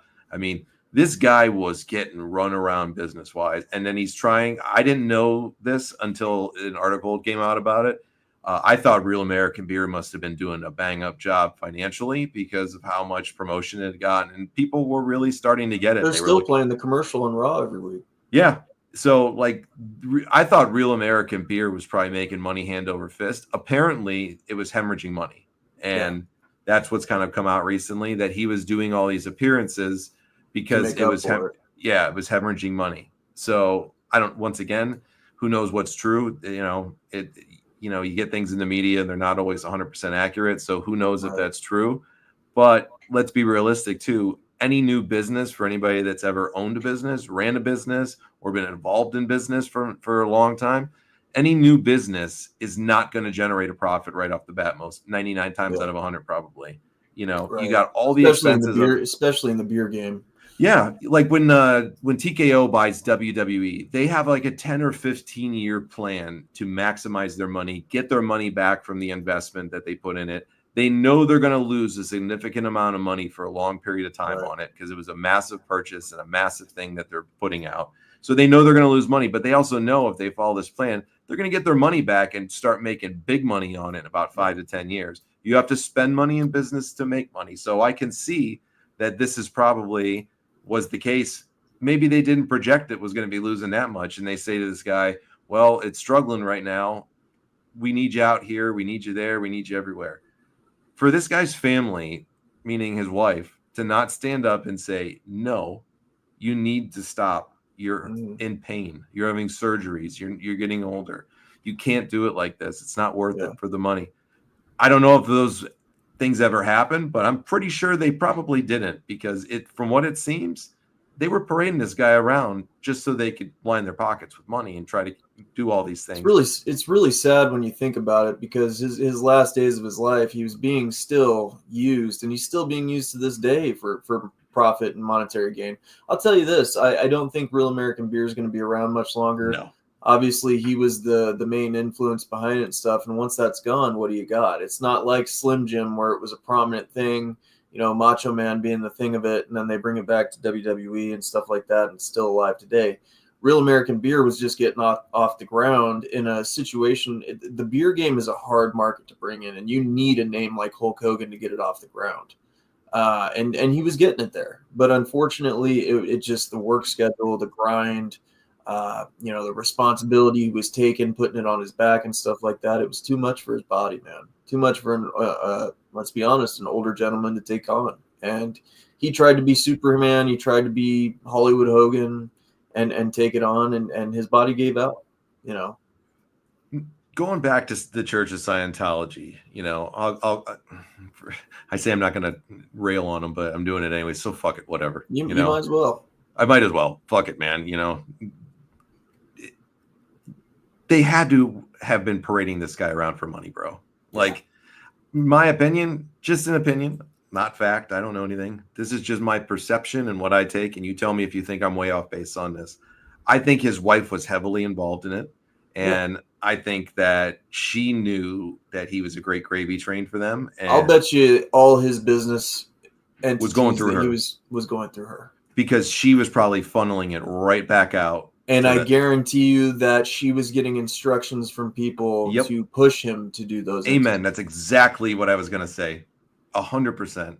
It just seems that way. Once again, we got no proof. We're just giving you an opinion. These, education purposes. Yeah. We're not saying that the Church of Scientology did this or Hogan's wife. So don't get your fucking panties in a bunch. Right. Don't get angry. Scientology, church people, whatever. But, there's a lot of things that show this, and other people that have happened throughout, history with Scientology and people of prominence and with money. Right. I could see them doing that with this woman. And I'm sure that's probably why it severed the relationship with his daughter and, made him not maybe want to be around his grandkids. If that's true, what Brooke said, who knows? I think that might have created a huge rift between them. And she probably saw the writing on the wall.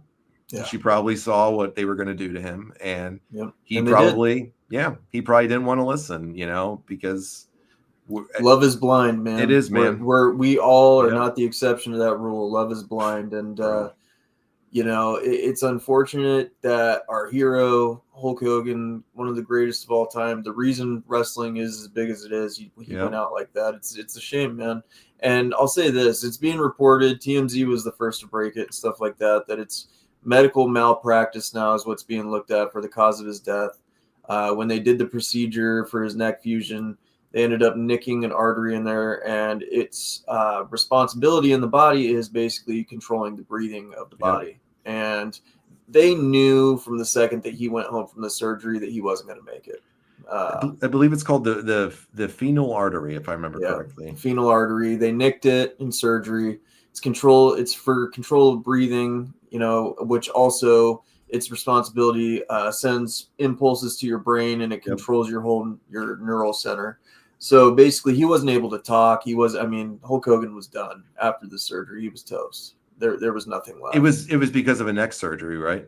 Yeah, he was getting his neck fused, and they have to go from the front. A lot of times, they'll either go from the back or they'll go from the throat, and they'll move it over, and your voice box and everything is Bro, separate. I was just gonna say the same thing. So my health issues that I've had. My neck is basically broken. I'll just say that. You know that about me. My C4, C5, and C6 vertebrae are completely crushed in my neck, and it sits on my nerve box, and it makes me lose feeling in my hands and my sides of my body at times. And I live every day with it without painkillers. It's fucking miserable, bro. You get headaches. It's awful. My doctor told me recently, he's like, you're going to need the surgery. You can't keep pushing it off. It's going to have to come in the next year or two. Like, you're going to have to do it. Yeah. So I've been told that for 5 years now, and I've been able to make it to where I'm at. I tell this story for a reason. So when I went over with the surgeon the last time, when they were trying to convince me to do the surgery a couple years back, and I was just going in for my knee replacement. So I did not want to do another one after that. So I was like, no, I'm not going to do it. Not for a long while. Just don't. He says, well, you should think about it. I said, well, tell me about the procedures and what they do. So he told me the exact same thing that you just mentioned right there. He said, we're probably, we'll make the determination beforehand, but we're probably going to have to go through your throat. And he said, go through your trach, and you have to learn how to talk again. It's a serious surgery. Yeah, and he said what we do is they push your vocal cords over, and then they go in and they do the fusion and whatever the procedure is. I'm not a doctor, I don't know. They go and do the complete procedure, but it's going completely fucking through your throat. And if they nick the tiniest thing in there, it's over. Done. Yeah. It's so dangerous, bro. Yeah. Like I'm so scared to do this surgery one day. Like I really am. If I sound like a pussy, I don't care. No, not at all. Your hero just died from the same. Seriously, from this same fucking thing. Everything I said. My mom had to have the neck surgery years ago. She's had it twice, and they had to do it. The last time they went through her throat, they almost nicked her thing too. And she's had complications in her esophagus for years where it doesn't. It's a dangerous surgery. Yeah, it's a dangerous surgery. It takes a lot of precision. It takes a lot of routine. Doing it over and over again, and a lot of times, that's not a surgery that you do over and over again, so you don't get a lot of experience. And this dude's had it done. A guinea pig. Yeah, and this dude, bro's had it done through his neck. I think like 10 times or something like that. He's had like 10 procedures on his neck and spine, maybe even more. This was the only one that they went through the front in his throat. Yeah, and that's the only reason I told that story. When you mentioned that, just popped in my head, man, because it's the reason I'm scared to do it, man. Because you should be. You should be. And then you see it like this, man. So that's why when my family will tell me sometimes, or my friends, they really get worried about me. They're like, you can't keep living like that all the time. I know how bad it is. Like, because some days, you can't even get your ass up out of bed. It hurts that bad. When you've abused your body to a certain extent, there's no bouncing back. The body is just wore out. I would rather feel years and years of abuse on Hulk Hogan's body. It was just a wrap for him. Bro, I would rather feel the way that I do right now instead of doing that surgery right now. Yeah. In this phase. I can't imagine what this guy was going through and the pain that he was in. And then to have to do something so risky in those lines, man. And like as he was getting his voice back, even the littlest bit, the last time he talked to Eric Bischoff, he was even wanting to work on his deathbed. Mm-hmm. He's wanting to do promotion for his wrestling and all that stuff, dude. It's insane. The guy went out a workhorse. I mean, he literally... It's insane, dude. It's really sad to think about it. It gets me emotional because when I think about it, they literally paraded the guy. They paraded the guy out there like a sideshow, a circus act, until he died. Took every drop they could and advantage of lining their pockets with Hulk Hogan's life. 11th one, Rand said. Yeah. Insane. And Jude, I agree, man. It's living life like that is better than not living at all. I agree, man. I tell people that all the time. Yep. You learn how, and it's a you adapt. You adapt, and you learn.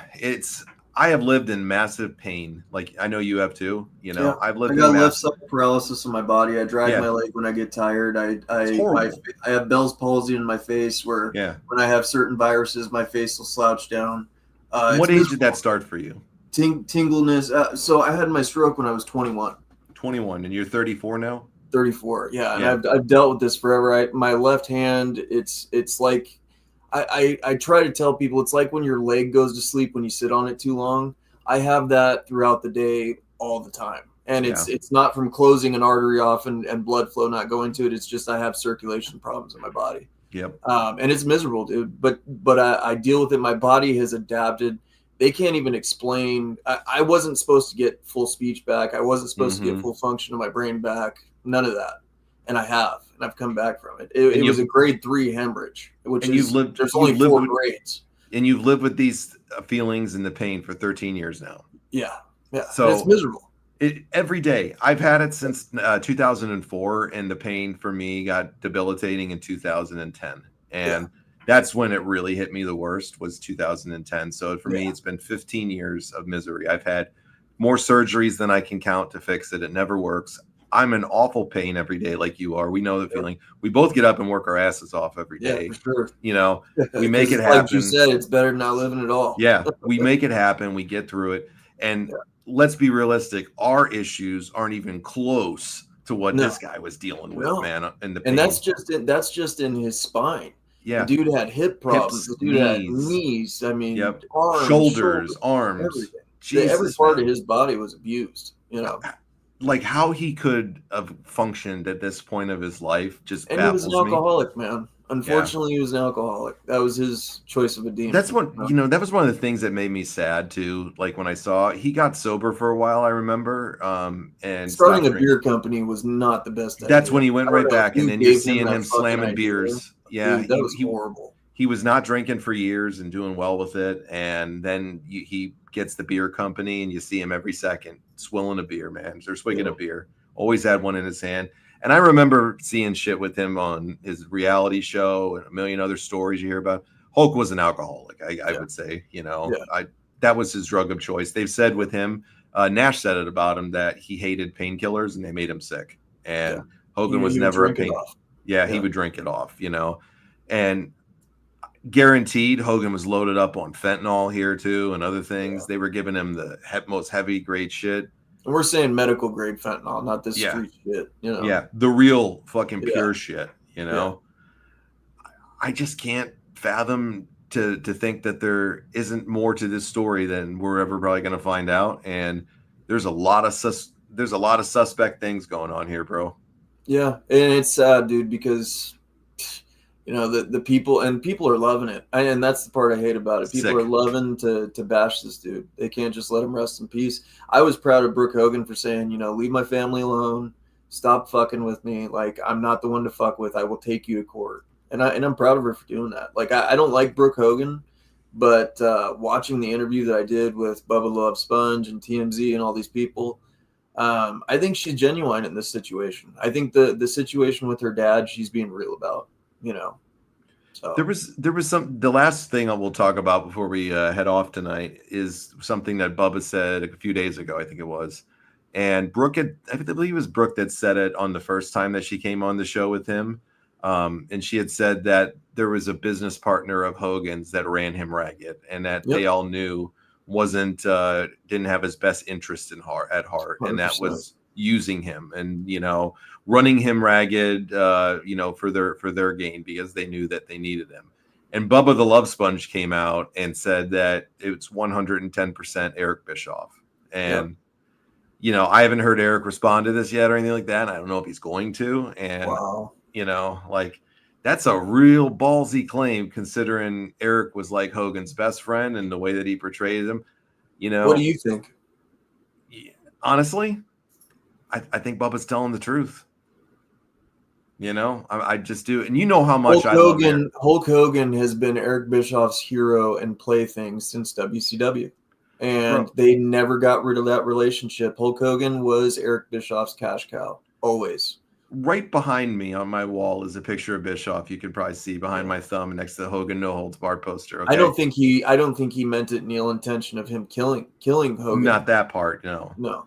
I think he was lining his pockets with Hogan's name.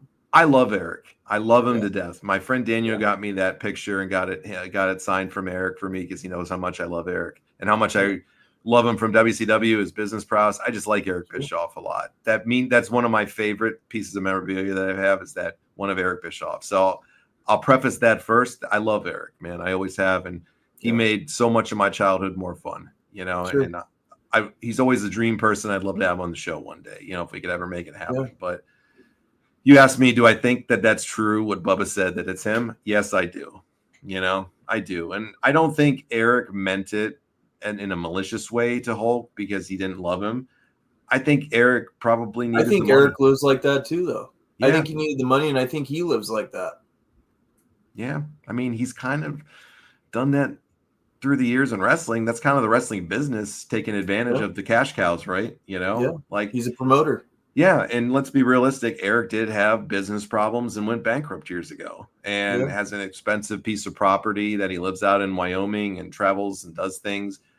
He really, other than the 83-week stuff, I don't really know of any big projects he's done over the years either. You know, I mean, I know he's probably making a decent chunk of money on his podcast with Conrad and has for a long time and does signings and appearances, and I'm sure he does pretty well.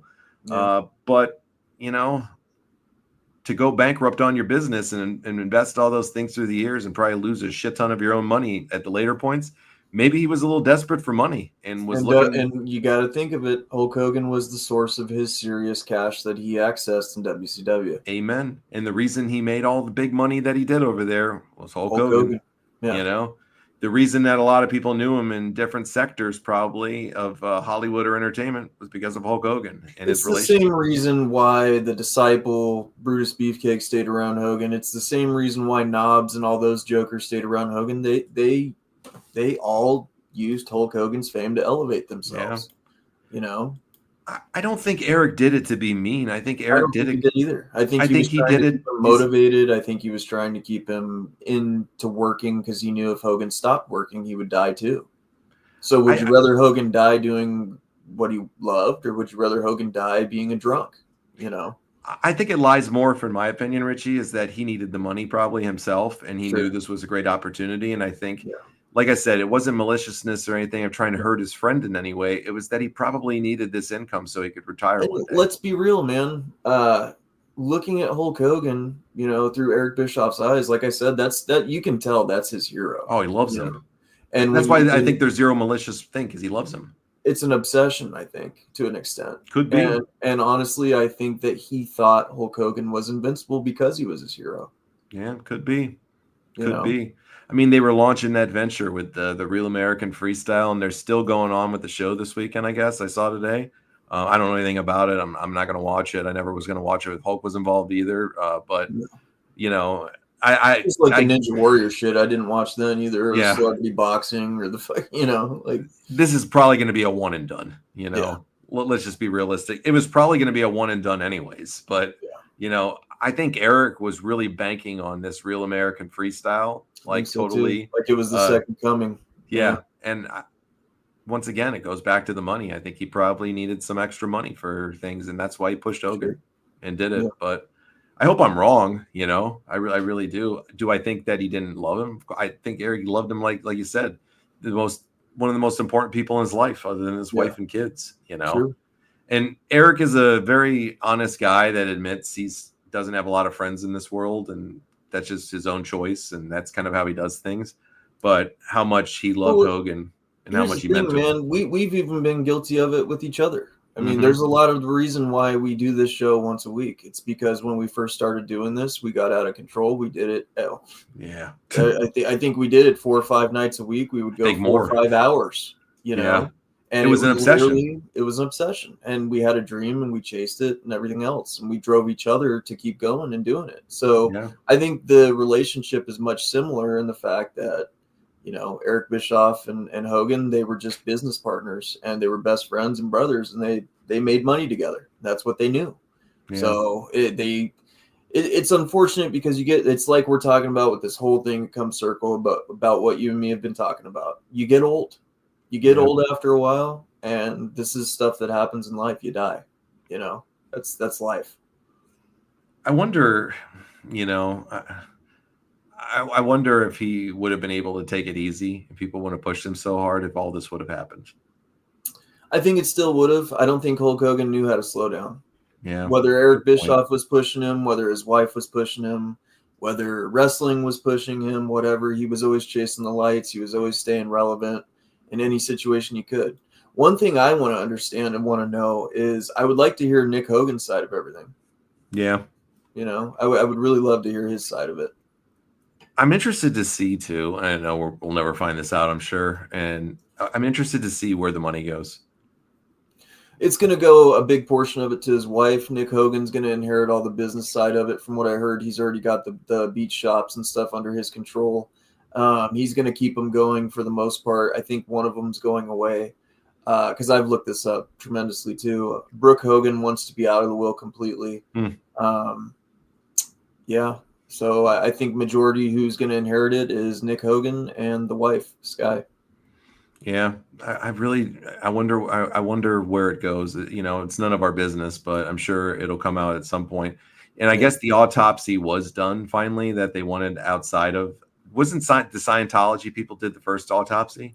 They did the first autopsy. Then there was a private one done. Yeah. I don't know who paid for the private one. I have my suspicions who did it, but they didn't release who had the second one done. But they kept his body for the second one as well. So. And I believe they just finalized the autopsy that they need for that they malpractice. For the malpractice, the criminal. That's going to be a big lawsuit. Yeah, if they can prove it, man, in the autopsy that it was due to that. I mean, can you imagine the revenue if Real American Beer goes out of business because of it? If these things happen, even that wrestling venue that Eric Bischoff's doing, they could blame it all on the malpractice, and they will win. They'll win. Yeah. If it can be the loss of revenue. Yeah. If they can prove it in the autopsy, man, it's over. You know, it's for over. them. It'll be one of the biggest lawsuits of all time. Oh, and who's ever going to inherit from it, they're probably all going to make a fortune for the rest of their life. Absolutely. That's once again too where it goes to the conspiracy side of it. It's like, did people want him around? Yeah. Was he worth more dead? Yeah.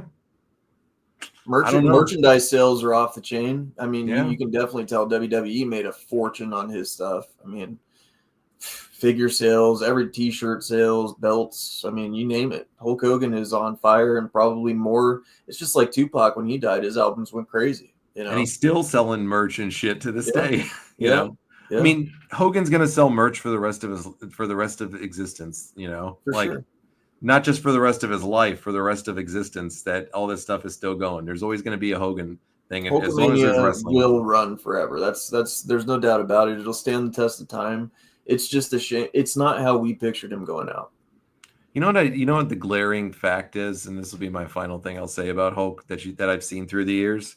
You know, just being a massive fan of his as it is, and being a fair and unbiased source, you know, of conversation on him as well, because we talk about his shortcomings and his mistakes too, and we don't add, you know, just because we love him, it doesn't mean that we condone it. We can still, you know, give our opinion that shit was wrong, but. The glaring thing I've really learned about Hogan over the last few weeks since he passed away is that this was a man that seemed like he did everything for everybody else but himself. And that was his whole life and his whole existence, was taking care of people. He took care of his mom, I think because of his dad passing away, took care of Linda and the kids and gave them everything in the world, gave everything to his friends, the people that he loved, other wrestlers, people that he just let tag around, got him a job, paid him money, helped them out. Bailed him out, did whatever. And this continued on, you know, to when his kids got older. His son gets in that fucking accident, massive lawsuit, loses a shit ton of money. Divorce, loses a shit ton of money, basically goes broke, you know, has dick in his life, you know, financially. Yeah. comes back. Had to go back to TNA to fucking make ends meet. Like, makes ends meet at fucking miserable TNA at that time. Yeah, Good point.